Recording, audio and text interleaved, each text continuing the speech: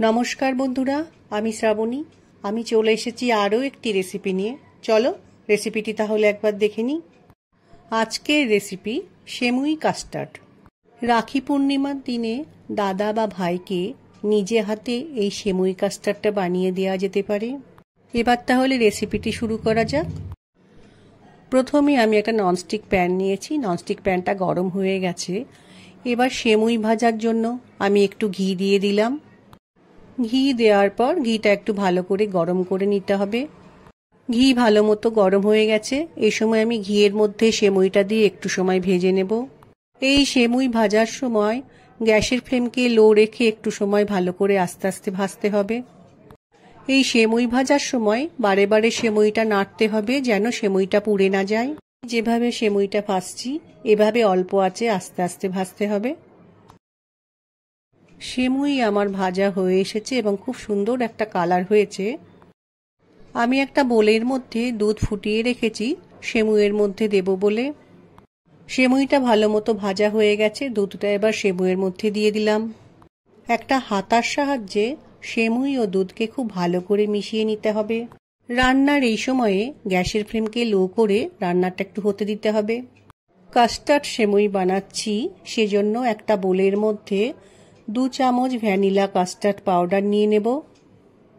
এরপর এই কাস্টার্ড পাউডারের মধ্যে উষ্ণ গরম দুধ দিয়ে একটা চামচের সাহায্যে আস্তে আস্তে মিশিয়ে নিতে হবে।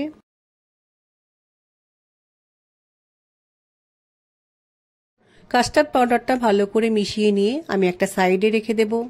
সেমুইয়ের মধ্যে দুধ দেওয়ার পর কিছুটা সময় রান্নাটা করে নিয়েছি। এবার আবারও হাতা দিয়ে ভালো করে মিশিয়ে দেব যাতে জমাট না বেঁধে যায়। সেমুইয়ের পায়েসের মধ্যে আমি কিছু কিশমিশ দিয়ে ভালো করে মিশিয়ে নেব। সেমুই আমার সেদ্ধ হয়ে গেছে। এই সময় মিষ্টির জন্য পরিমাণ মতো চিনি সেমুইয়ের মধ্যে দিয়ে একটু ভালো করে মিশিয়ে নিতে হবে।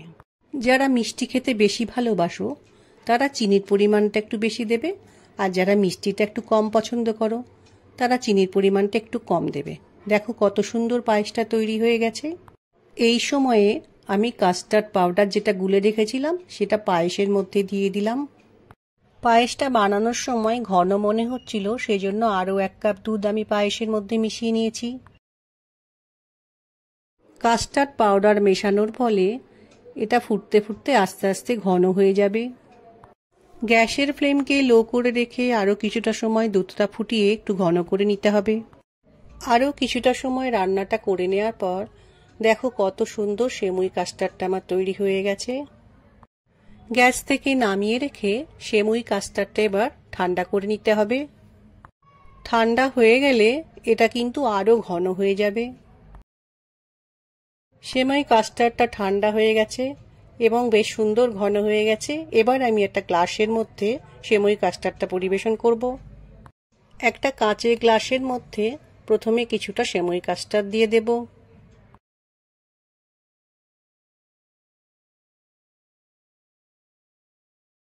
গ্লাসের মধ্যে সেমুই কাস্টার্ডটা দেওয়া হয়ে গেলে আমি একটু আপেল ছোট ছোট টুকরো করে কেটে রেখেছি সেটা কাস্টার্ডের ওপর দিয়ে দিলাম।